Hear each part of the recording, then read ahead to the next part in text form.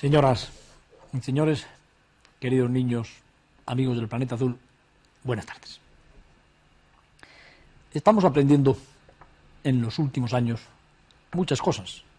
Yo creo que el conocimiento humano, que hasta hace poquísimo tiempo estaba en manos, diríamos, o en mente, mejor dicho, de unos grupos muy especializados, está saltando todas las barreras y todas las fronteras y está llegando perfectamente divulgado al hombre de la calle. Yo creo que el gran fenómeno de nuestro tiempo es precisamente el fenómeno de la divulgación de las ciencias. Hoy día todo el mundo quiere saber y hoy día casi todo el mundo sabe bastante. Precisamente el leitmotiv de programas como este, que es un programa de divulgación de las ciencias naturales, radica más que en la perfección o en las excelencias que pueda tener el programa en sí, en el ansia de saber y de conocer de los telespectadores. El éxito de tantas publicaciones populares, y al decir popular me refiero a que están escritas en un idioma que pueda comprender todo el mundo, no radica tanto en la calidad de las propias publicaciones como en el fenómeno de que la gente quiere saber.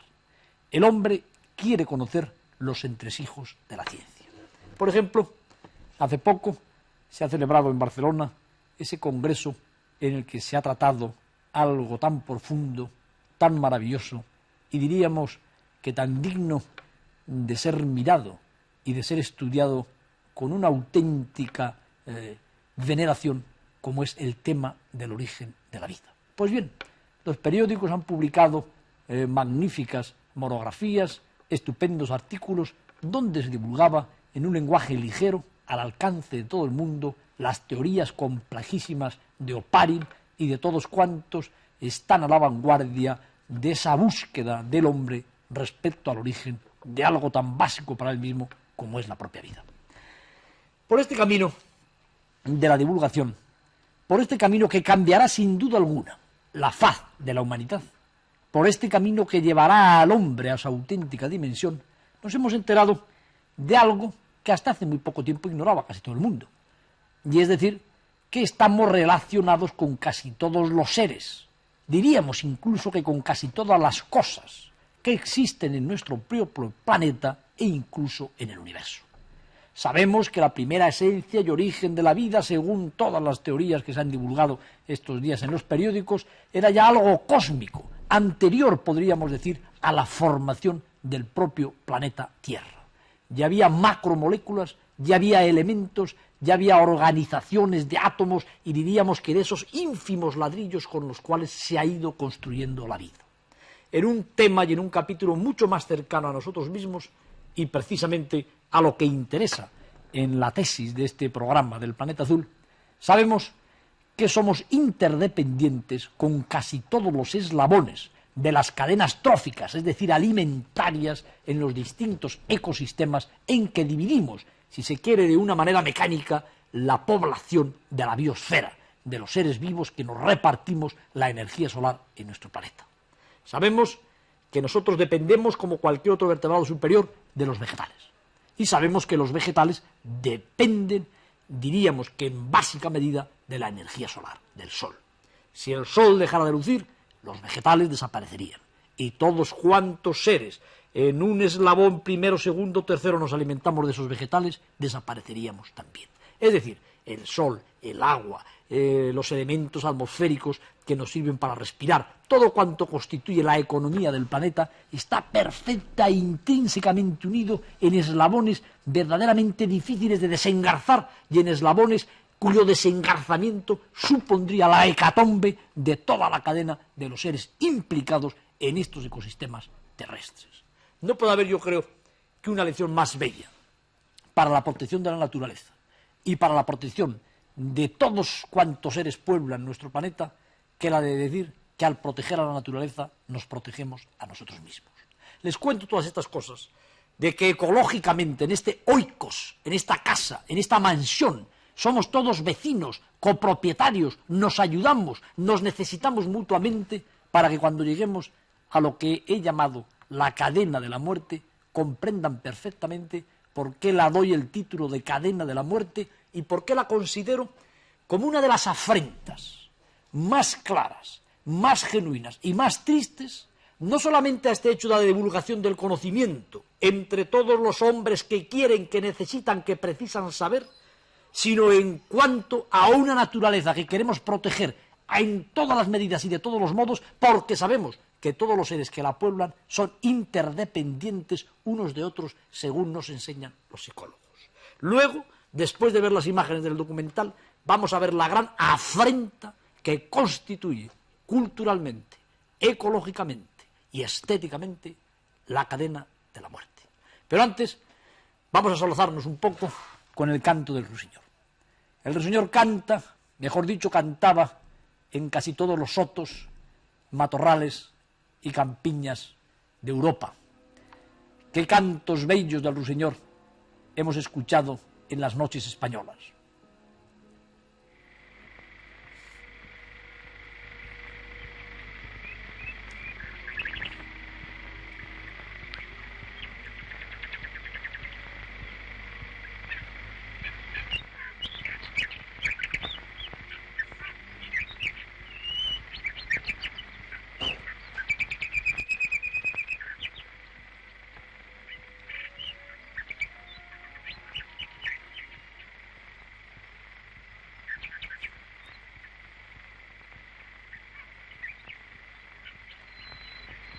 El ruiseñor alegraba con su voz, con esa pequeña voz que demarcaba un territorio en medio del soto de la floresta, con esa voz maravillosa.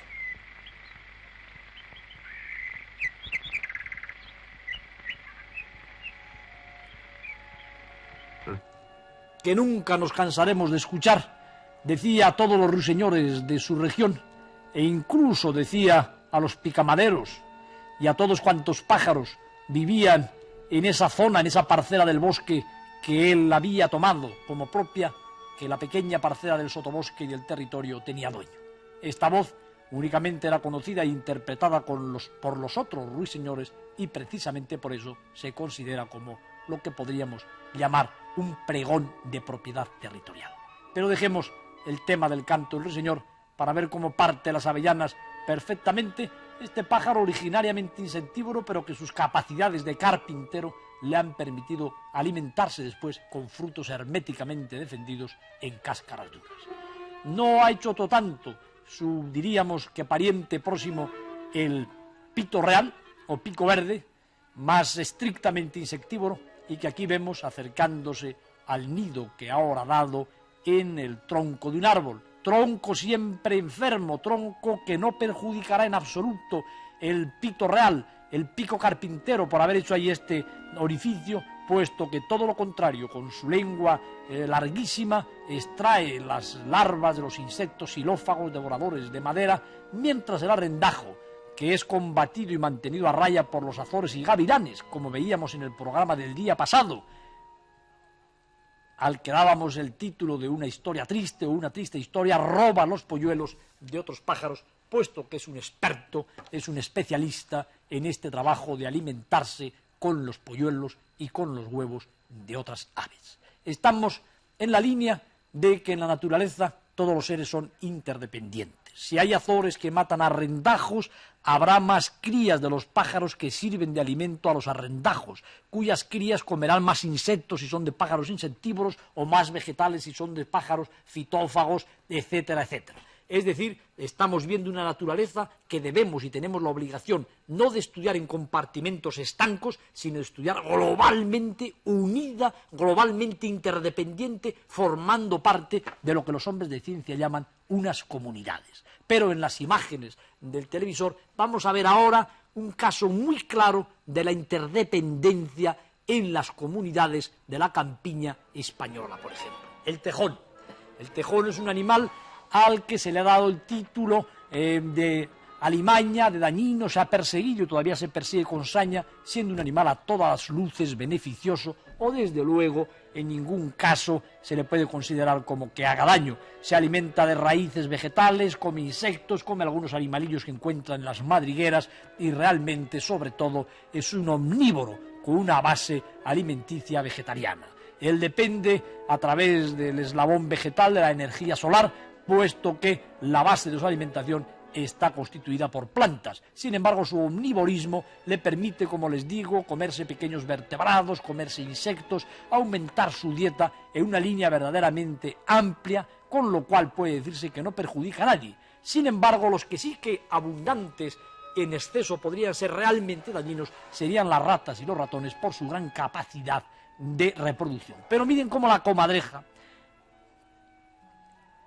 en esta lucha verdaderamente terrible, puesto que si este animal en lugar de ser mínimo fuera un tigre, podría estar matando un gran búfalo. Miren cómo esa pequeña comadreja está dando muerte a la rata, a esa rata de campo, para demostrarnos a nosotros en la imagen del televisor aquello de la ecología que quería enseñarles. La interdependencia entre unos seres y otros. Combatimos a las comadrejas como alimañas porque teóricamente pueden matar un pollo de perdiz. Sin embargo, las comadrejas controlan las poblaciones de ratas y ratones, que cuando son abundantes destruyen los vegetales y que actúan, por consiguiente, indirectamente sobre las poblaciones de aves fitófagas como las propias perdices. Estamos viendo aquí al zorro, al que por muchas razones se combate y se considera como alimaña. Sin embargo, el plato básico del zorro, como vamos a ver en este objetivo documento, que no es ninguna lucubración que yo me esté sacando de la cabeza, puesto que ha sido filmado, le vamos a ver cómo está dando caza a una rata en plena campiña. Ven ustedes que aquí no hay trampa ni cartón, como podríamos decir. Bellísimas imágenes del perseguido, del calumniado, del casi exterminado en algunas regiones, en otras todavía abundante, raposo, que ha cazado su rata, que juega con ella, porque incluso cuando no tiene hambre, él, movido por un instinto depredador, sobre todo las ratas y los ratones, acaba con ellos, y que la va a esconder, la está escondiendo en el campo, está saciado por consiguiente y la ha tapado con la punta fina de su nariz.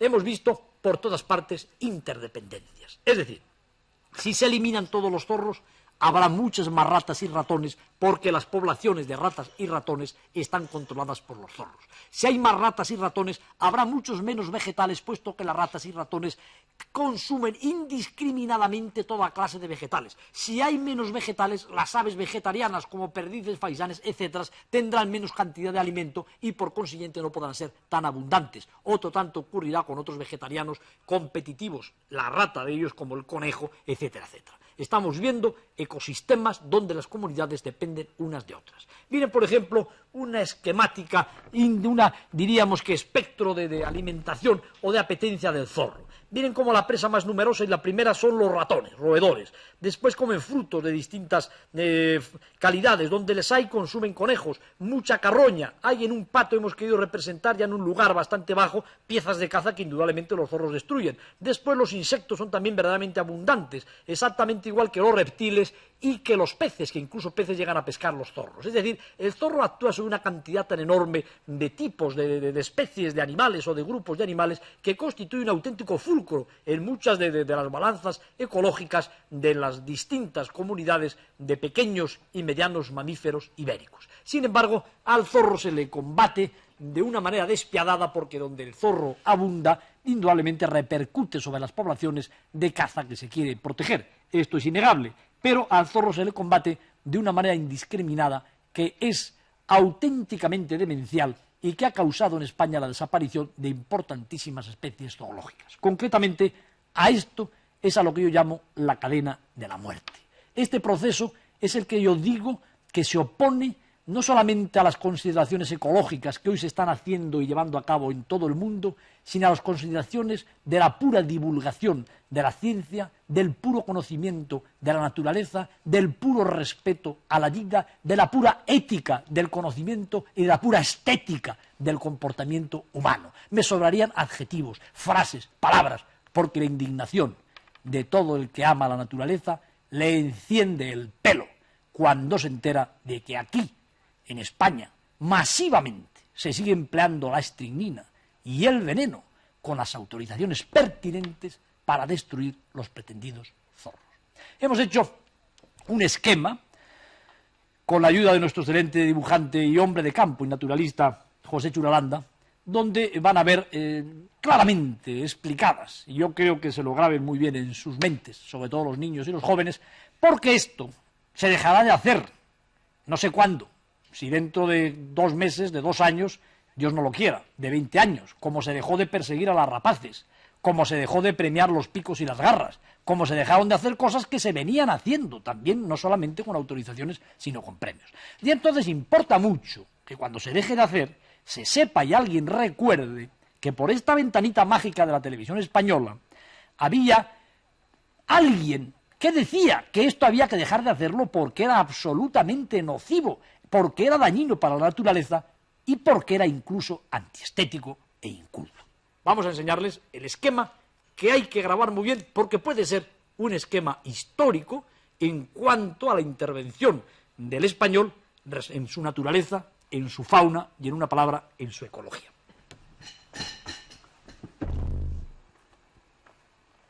Miren ustedes, miren bien la laminita porque tiene su moraleja. Aquí hemos representado, mediante esta, diríamos, que fosforescente, iluminiscente y triste calavera, con sus dos tibias, el veneno. Generalmente estricnina es el veneno que se utiliza para destruir zorros y otros animales. Bien, vamos a destruir zorros. Efectivamente, una determinada cantidad de la población de zorros que se pretenden destruir, nunca todos se comen las bolitas portadoras de la estricnina. Unos mueren y otros quedan agonizantes. Naturalmente, todos los cadáveres de los zorros es imposible que sean encontrados por los alimañeros o por quienes han depositado la estricnina. Y el zorro que ha comido estricnina es tremendamente venenoso para cualquier animal que se coma su carne. ¿Quiénes han venido comiendo la carne del zorro envenenado durante años en España? Las grandes rapaces como los buitres negros, cuya población se ha diezmado gracias a la estricnina. Las grandes águilas, como el águila imperial y el águila real, cuyas poblaciones se han diezmado y están al borde de la extinción, concretamente las águilas imperiales, y los quebrantahuesos, que en algunas zonas están prácticamente exterminados por haber empleado la famosa estricnina para combatir a los zorros que causaban los pretendidos daños en la caza. Es decir, cadena. Primer eslabón, estricnina. Segundo eslabón, zorro. Tercer eslabón de la muerte, buitre, leonao, buitre negro, águila real, águila imperial, quebrantahuesos, etcétera, etcétera. Pero vamos a suponer que la estricnina se emplea para combatir a esas urracas famosas que son tan abundantes porque en su tiempo se mataron los Azores. ¿Qué pasa? Que el cadáver de la urraca, o la urraca moribunda, la puede comer el lince, animal protegidísimo y escasísimo, al borde también de la extinción, muchas veces como consecuencia del primer eslabón, segundo eslabón y tercer eslabón. Se la puede comer el jabalí, que es un tremendo carroñero, y entonces viene a morir el jabalí, cuya carne puede ser comida por un alano o por un perro. Y puede venir a morir esta urraca, como ya ha pasado, a una fuente donde bebe y muere el perro de un pastor y donde teóricamente puede morir un pastorcillo o puede morir un ser humano. ¿Qué pasa si la bolita esta de estricnina famosa de la calavera la coge, por ejemplo, un cuervo que tiene la costumbre de llevarse la carne en el pico para devorarla lejos? Con este interrogante queremos decir que el cuervo puede transportar el primer eslabón de la cadena de la muerte, quién sabe a qué lugares y quién sabe a qué sitios, para sembrar cualquiera de estas tremendas, indiscriminadas y diríamos que terriblemente dolorosas cadenas de muertes que utiliza el masivo envenenamiento de tantos cotos y reservas de caza en España, con este dramático signo que aquí hemos intitulado la cadena de la muerte. Por consiguiente, queridos señores, queda perfectamente claro que esto habrá que dejar de hacerlo en algún momento, que hay sistemas perfectamente específicos y especializados para destruir zorros donde los zorros abundan. ¿Cuáles son esos sistemas? Primero, el más empleado en todo el mundo, la fumigación de madrigueras. Unos elementos que se tapan con unos plásticos, con unas gomas las salidas de las madrigueras y se insuflan unos gases venenosos que causan la muerte únicamente de los raposos y a lo mejor diríamos que de un tejón que por casualidad viva en aquella ura, pero aquí se terminan las cosas, porque aunque un animal se comiera el cadáver de ese zorro muerto por envenenamiento con gases tóxicos, no le pasa absolutamente nada. El ir regando los campos de España con bolitas de estricnina para poner luego el clásico letrero, cuidado, hay veneno, es verdaderamente tremendo, anacrónico, antiestético, perjudicial, antiecológico y antitodo. Y de alguna manera habremos de acabar con ello. Y si no se acaba, por lo menos quedará constancia de que aquí se viene diciendo repetidamente que hay que acabar con ello. Y entre tanto, sobre todo queridos niños y queridos jóvenes, que sois los que vais a heredar una fauna más o menos mutilada, no olvidéis que a esto lo hemos llamado aquí la cadena de la muerte. Pero vamos a cambiar de tema, vamos a volver nuevamente a la película, porque estos son temas que, como decía antes, a uno le encienden el pelo. Y en las imágenes, esta vez con un mensaje de vida en lugar de un mensaje de muerte, vemos a la torcaz alimentando a sus pichones en su sencillo, en su sumario nido.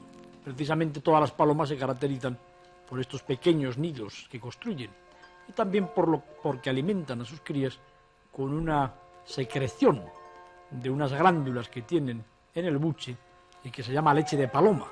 En este aspecto, los columbiformes han dado un paso verdaderamente, diríamos que paralelo al de los mamíferos, en cuanto a segregar una sustancia en el organismo con poderes y capacidades alimentarias y alimenticias. Vemos un animal mamífero, conocido por todos, verdaderamente agradable, jocoso, cómico, que es la ardilla.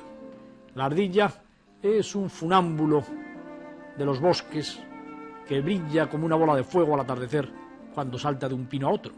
La ardilla está domesticada prácticamente en casi todos los parques de los países europeos y norteamericanos. ¿Quién no conoce las ardillas de tantos parques del mundo? La ardilla debía de ser también introducida en muchos parques españoles, partiendo de crías jóvenes mantenidas y sacadas adelante por el hombre para que perdieran ese temor ancestral que tienen nuestras ardillas, cazadas en muchos de nuestros bosques con los famosos perros ardilleros y escopetas, etcétera, etcétera, en esa acepción que les contaba de que en algunos sitios a los animales se les sigue dando el nombre genérico de caza, es decir, de algo que se puede y que en cierto modo se debe matar, en lugar de conocerles por ardilla, conejo, perdiz, pájaro, etcétera.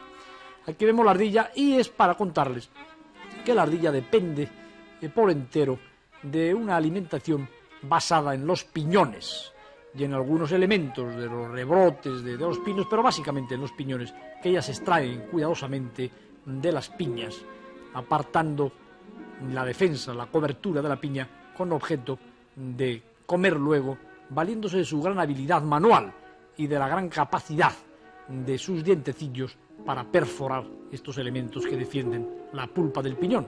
Pero que hay otro animal perteneciente a otra clase zoológica, a la clase de las aves, que es el piquituerto, y que también se alimenta de piñones, y que, carente de unas manos hábiles y de unos dientes afilados, ha sustituido esto por el pico encorvado en dos direcciones, como ciertas pinzas que se utilizan en cirugía y en otros usos para arrancar las defensas que defienden al piñón, con que la piña defiende a sus piñones, y comérseles mediante este procedimiento.